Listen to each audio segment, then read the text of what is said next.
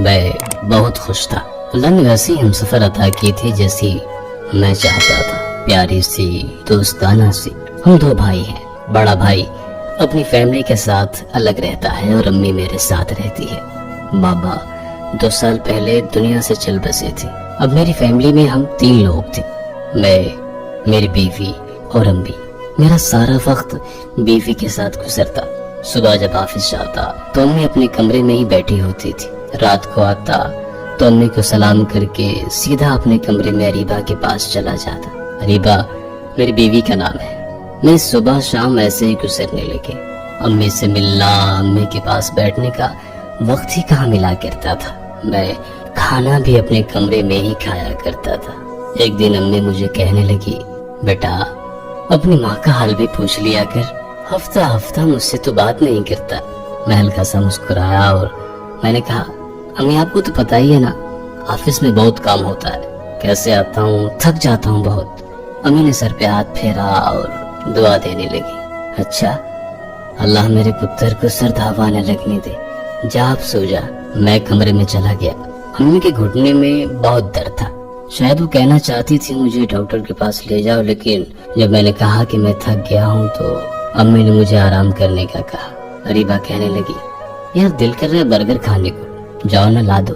میں نے گھڑی کی طرف دیکھا، 10 بج رہے تھے۔ اریبا نے دوبارہ کہا تو میں کمرے سے باہر آیا، دیکھا امی خود ہی اپنا گھٹنا دبا رہی تھی، شاید ان کو بہت درد تھا گھٹنے میں۔ میں نے اگنور کر کے بائک اسٹارٹ کی۔ امی نے پوچھا، کہاں جا رہے ہو بیٹا؟ میں بولا، امی وہ اریبا کے سر میں درد ہے نا، اس نے کھانا نہیں کھایا، بس اسی کے لیے برگر لانے جا رہا ہوں۔ امی نے ٹھنڈی آہ بھری اور کہا، تو اس کو ڈاکٹر کے پاس لے جاتا نا۔ جب میں جانے لگا تو امی نے کہا، اچھا میرے گھٹنے میں درد ہے، آتے ہوئے کوئی دوا لے لینا۔ میں بازار چلا گیا، برگر کی دکان پہ کافی بھیڑ تھی۔ برگر تیار ہو گیا، میں برگر لے کر گھر آ گیا۔ امی نے لنگڑاتے ہوئے دروازہ کھولا، میں نے بائک کھڑی کی، کمرے میں جانے لگا تو امی نے پوچھا، بیٹا میری دوا نہیں لائے؟ میں نے سر پہ ہاتھ رکھا، اف امی بھول گیا تھا، ابھی لے آتا ہوں۔ امی مسکرائی، نہیں بچے تم آرام کرو، کل لے آنا۔ اریبا برگر کھانے لگی اور میں موبائل پر گیم کھیلنے لگا۔ امی شاید اس رات درد سے تڑپتی رہی، لیکن میں بے خبر رہا۔ دن گزرنے لگے، میں امی سے دور ہوتا چلا گیا۔ ہفتے میں ایک بار کبھی امی کا حال پوچھ لیتا، ورنہ امی کے کمرے میں کب جاتا تھا میں۔ اور بڑا بھائی، وہ تو امی سے ملنے بھی نہیں آتا تھا، جبکہ گھر بالکل پاس تھا بھائی کا بھی۔ وہ اپنے بیوی بچوں کے ساتھ خوش تھا۔ اکثر امی مجھ سے پوچھا کرتی تھی، بیٹے تیرے بھائی کا کیا حال ہے؟ وہ بیچارہ پتہ نہیں کن مصیبتوں میں پڑا ہوا ہے۔ کل دیکھا تھا اس کو، داڑھی بڑھی ہوئی ہے، بال بکھرے ہوئے، وہ خاص اپنے بھائی سے پوچھنا، سب ٹھیک ہے نا؟ امی یہ کہہ کر تڑپنے لگی، اللہ میرے بچوں کی مشکلیں آسان فرما۔ میں نے تھوڑے سخت لہجے میں کہا، کیا امی اس کو تو آپ کی پرواہ ہے نہیں، اور آپ بس ہر وقت اسی کے گیت گاتی رہتی ہیں؟ ماں مسکرائی اور مسکراتے ہوئے ہی کہا، میرے بچے بہت سیدھا سادہ ہے، وہ خود پریشان ہوگا نا اس لیے نہیں آتا ہوگا۔ میں غصے سے بولا، ابھی حال میں اپنے سالے کو نئی بائک لے کر کے دی ہے، پریشان کہاں سے؟ ماں چپ ہو گئی۔ میں محسوس تو نہیں کر پایا، لیکن امی ہر گزرتے دن کے ساتھ کمزور ہوتی جا رہی تھی۔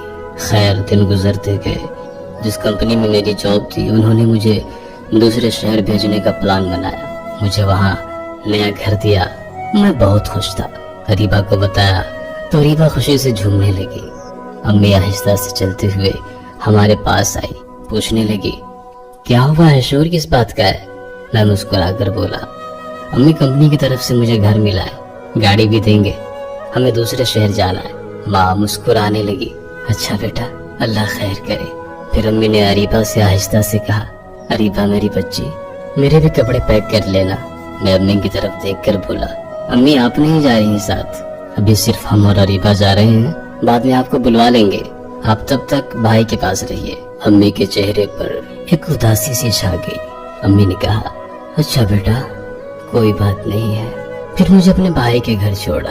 میں کب محسوس کر پایا تھا امی کا کانپتا جسم، تڑپتا دل اور بے بس لہجہ۔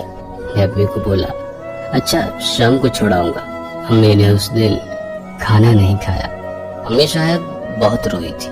شام کو بھائی کے گھر گیا، अम्मी भी साथ ही थी। सलाम किया। भाई खाना खा रहे थे।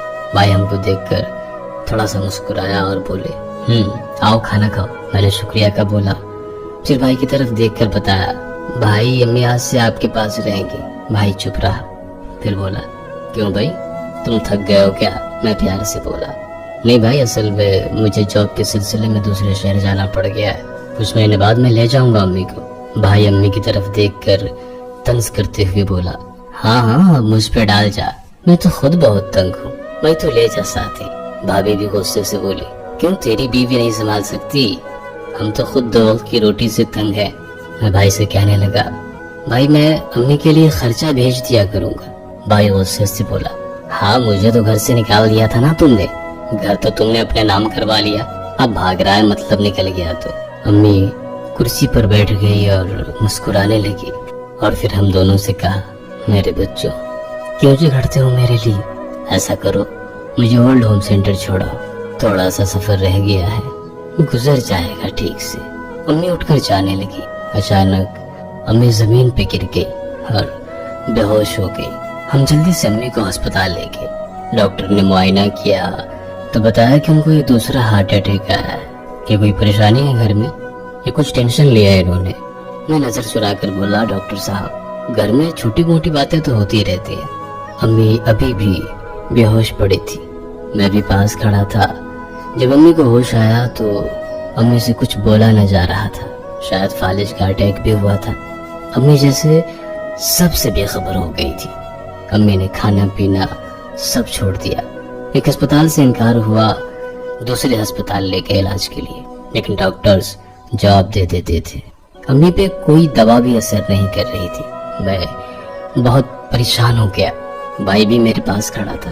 अम्मी की हालत देखकर दिल तड़पता था।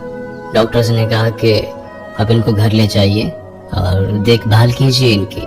अम्मी को हम घर लेकर आ गए। अम्मी बिल्कुल खामोश हो गई, जैसे मौत के बिस्तर पर हो। न कुछ खाती थी, न किसी से बात करती थी। एक दिन मुझे एक दोस्त ने बताया कि एक बाबा मुर्शिद है, उनको बताओ अपनी परेशानी, शायद तुम्हारी माँ वहाँ से ठीक हो जाए। मैं बाबा मुर्शिद के पास पहुंचा। एक बुजुर्ग सफेद दाढ़ी रखी हुई थी। उन्होंने मेरे चेहरे की तरफ देखकर बोले, आ जाओ बेटा, इधर आओ, मेरे पास बैठो आकर।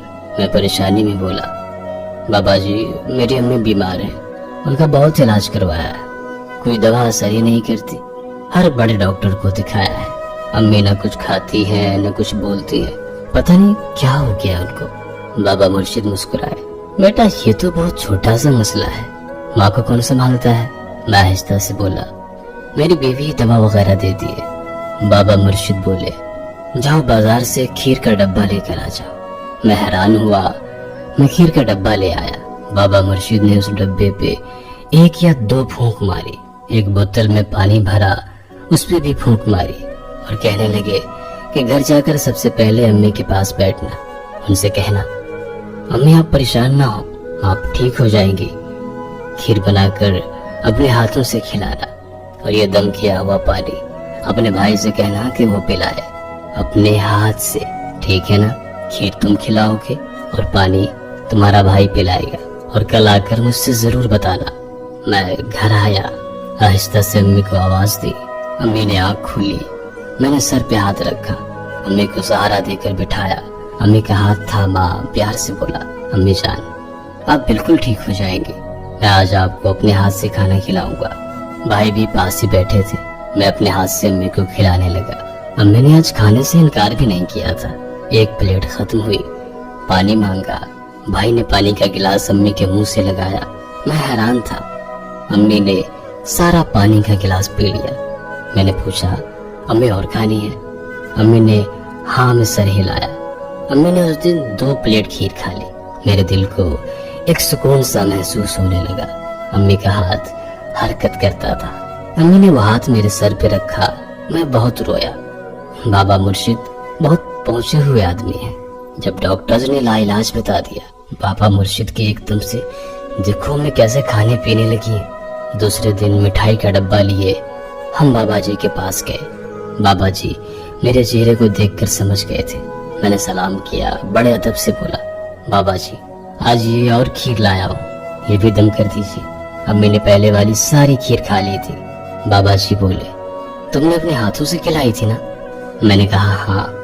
بابا جی نے میرے کندھے پہ ہاتھ رکھا، ایک لمبی سانس لی اور بولے بیٹا سچ کہوں نا تو نہ میں نے پانی پہ کچھ پڑھ کر دیا تھا اور نہ ہی میں نے کھیر پر کچھ پڑھ کے دم کیا تھا۔ بیٹا جب تم نے بتایا تھا نا کہ امی اتنی بیمار ہے اور دوا تمہاری بیوی دیتی ہے، میں تبھی سمجھ گیا تھا کہ ماں کو دوا کی نہیں بیٹوں کی محبت کی ضرورت ہے۔ ماں کب پورا سنسار مانگتی جب اس کا بیٹا مسکرا کر ماں سے پوچھتا ہے نا امی آپ کیسی ہیں؟ خدا کی قسم ماں جتنی بھی بیمار ہو امی کے ساتھ رہنا تھا۔ میں اور بھائی امی کے ساتھ رہنے لگے۔ امی اب بالکل ٹھیک ہے، ہم بہت خوش ہیں۔ ماں کی دعا سے آج وہ سب کچھ ہے اپنے پاس جو کبھی خواہش ہوا کرتی تھی۔ اگر آپ بھی اپنی ماں سے سچی محبت کرتے ہیں تو اس ویڈیو کو ایک لائک کرتے ہوئے دوستوں کے ساتھ شیئر بھی ضرور کیجیے گا۔